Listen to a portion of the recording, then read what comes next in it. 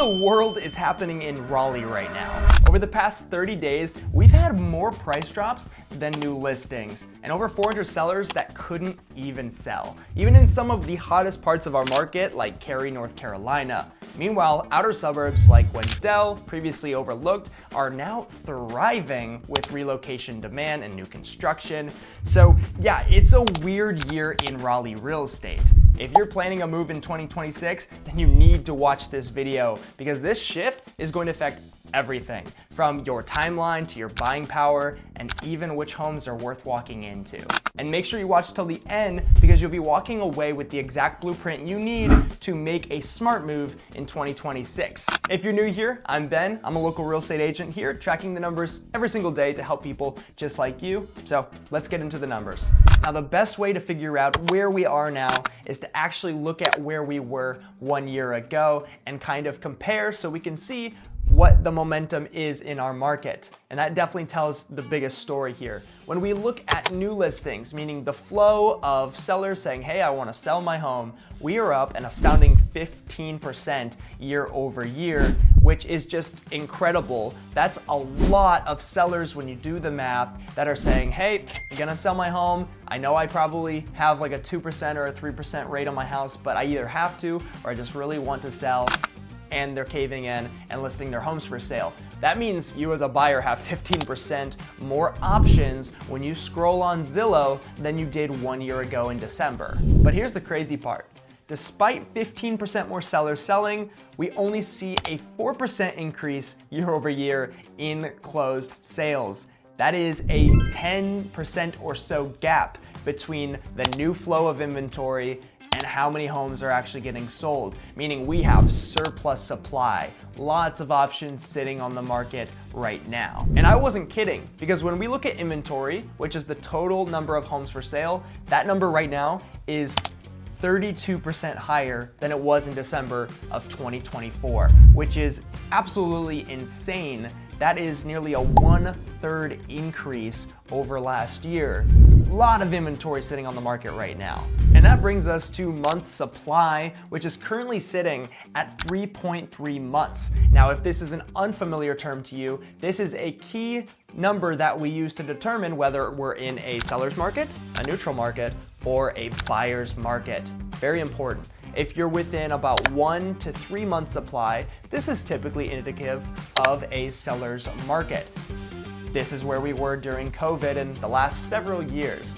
A neutral market typically starts around that 4 mark into 6 months supply, and anything above that would be very indicative of a buyer's market. Now, I know it's easy to look at Zillow, see the surplus of listings and say, hey, clearly we are in a buyer's market right now. And I get people who are calling and texting me every day saying, hey, I understand it's now a buyer's market. Let's go ask for 100K off the house.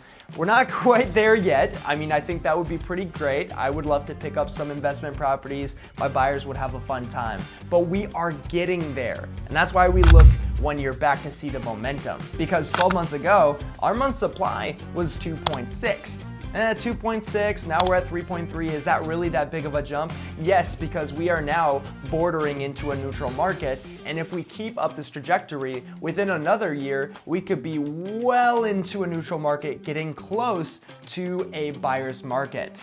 And of course, anything can happen with rates and global economy, and we'll talk more about that throughout the video. But just know we're not in that seller's market that you're used to, and we are heading in the trajectory of a buyer's market. So what does it actually look like right now if you are trying to buy a home in Raleigh? What's the situation?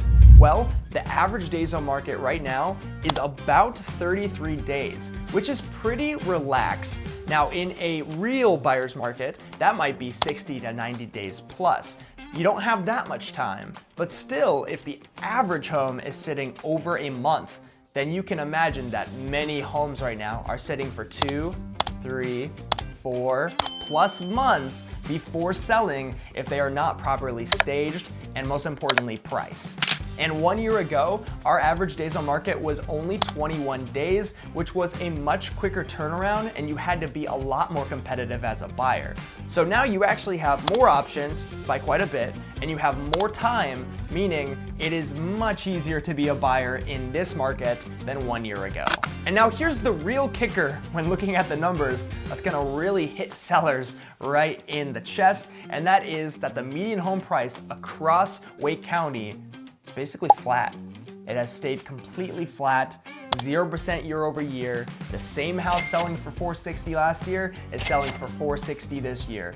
As a buyer, your affordability has not gone down over the last year because rates have actually slightly, ever so slightly dipped or stayed about the same, and the home prices have too, which means you have more time, you have more options, and the same house costs the same amount of money right now on average.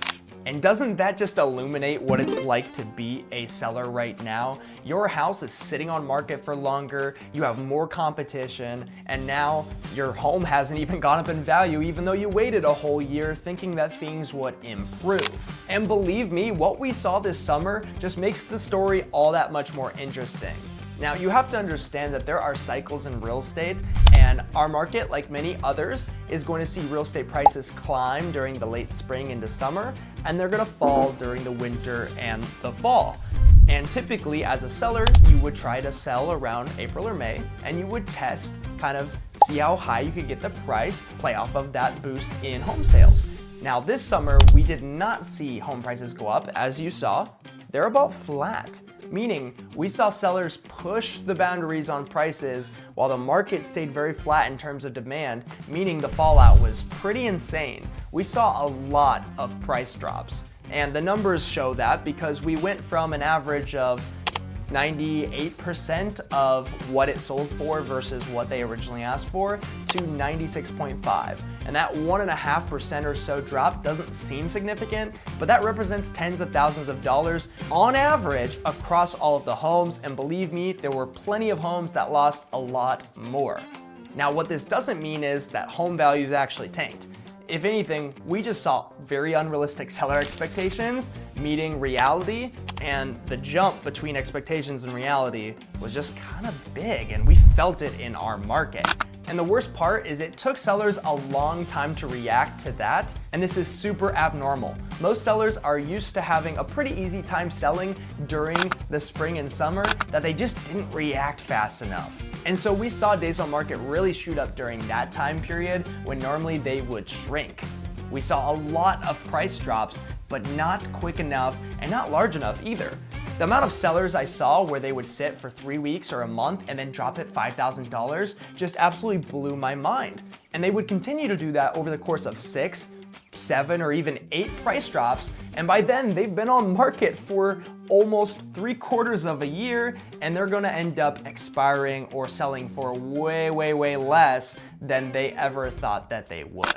The moral of the story here is there's a major shift happening in Raleigh. Now, this is not a recession. This is not a plummet of prices. It's the opposite. This is a power shift from sellers to buyers, returning to some sense of normalcy where expectations on both sides are going to get readjusted. And I'm all for it. Now, that's what's happening on a macro level across all of the triangle. But there's a completely different story happening at a micro level throughout the many different suburbs in Raleigh. Let's get into that. Typically in a recession or a downturn, you would expect your core primary markets to be the most stable. And typically that would be true. So Cary, Apex, Mooresville, North Raleigh, inside the Beltline, near downtown. These are all core markets that typically are very stable, have high appreciation even when things aren't looking so great, and that's usually what people would consider safe bets.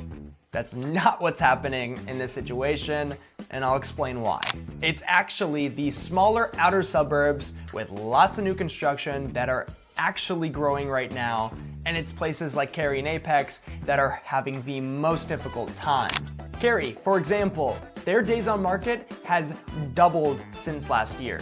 Now, give you actual numbers, it takes 18 days for a house to sell in Cary now. It was 9 a year ago.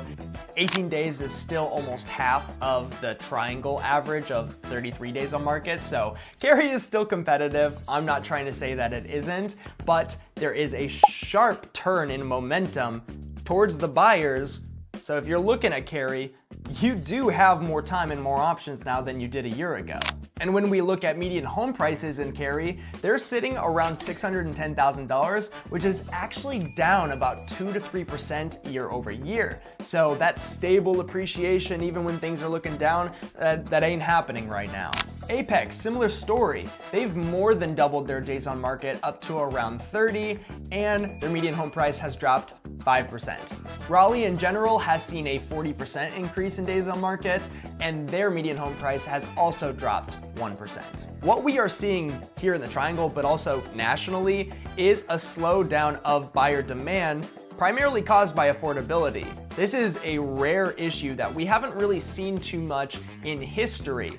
Any other downturns, recessions, etc. were caused by other external factors. But this time it's, hey, even with rates being relatively modest in the 5s or 6s, I still can't afford a home because home prices have gone up so much since 2020. And so buyers and relocators that would otherwise love to be in Cary, they'd love to be in North Raleigh, they simply cannot or will not buy a home in those primary core markets because it just doesn't make sense for them financially anymore.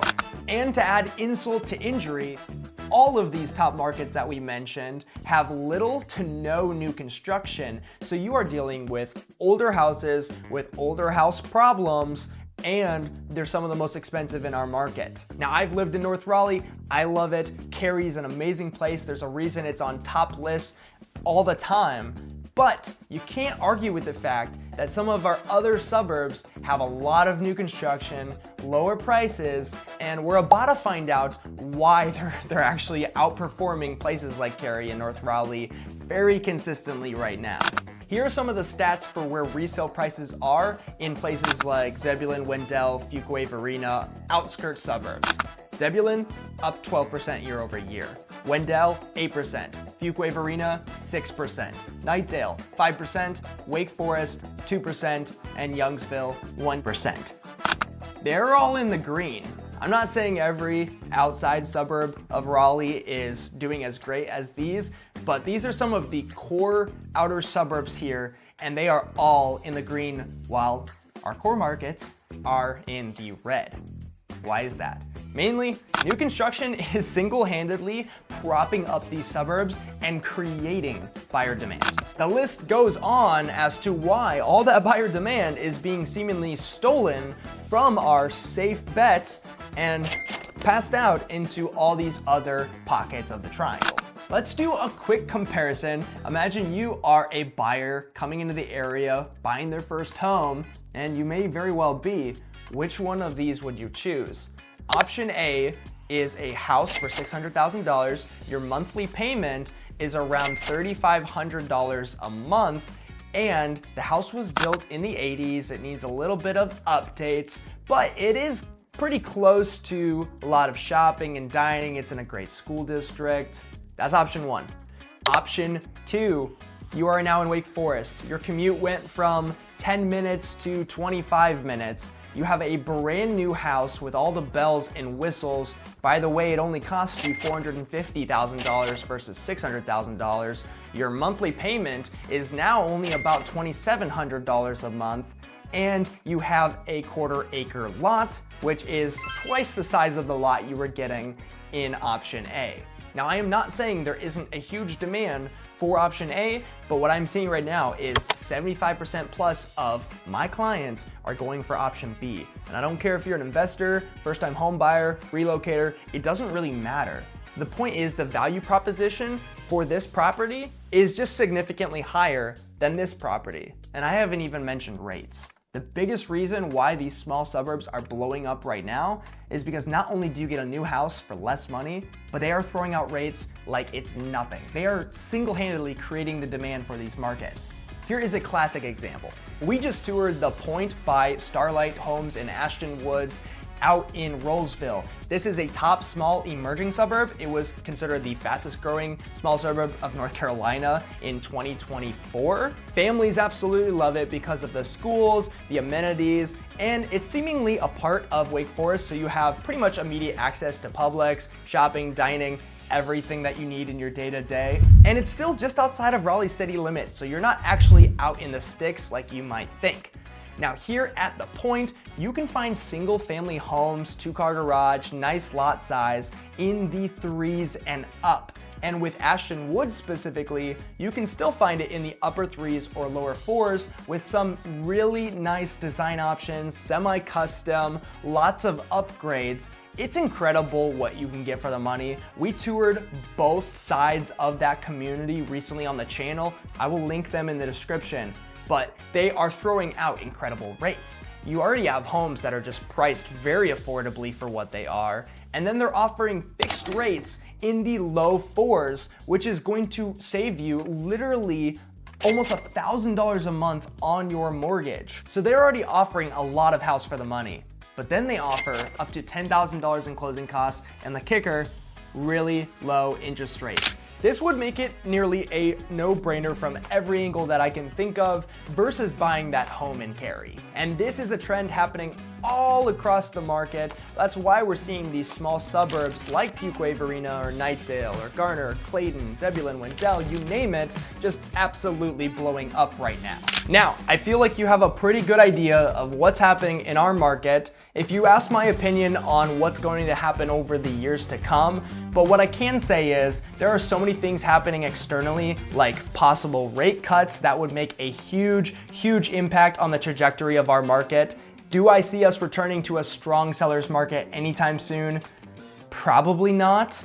I think a little bit of rate drops would be enough to increase buyer demand, but I see us staying in a very neutral market for the time being. The good news is, if you are a seller right now and you actually price well, you package well, you furnish well, which is all things that me and my team help you with, then you still absolutely can sell in this market. It is not a buyer's market, at least not yet. And if you're a buyer, we already went over the benefits as to why you have a lot more options and time on your hands.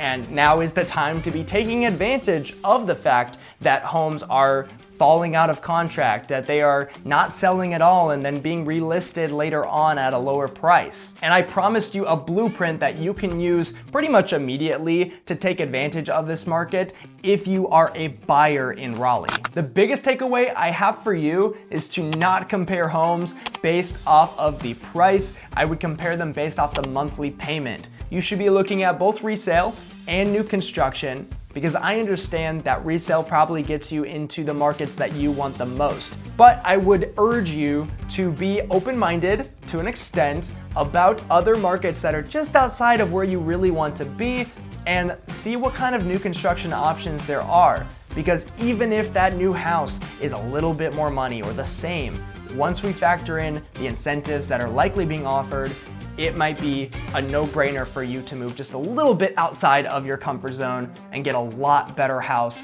and a lower monthly payment. In that same breath, if you do go the new construction rate, I very much so encourage you reach out and don't go unrepresented with builders. You're not gonna get the best deal that way, and I highly encourage that you negotiate.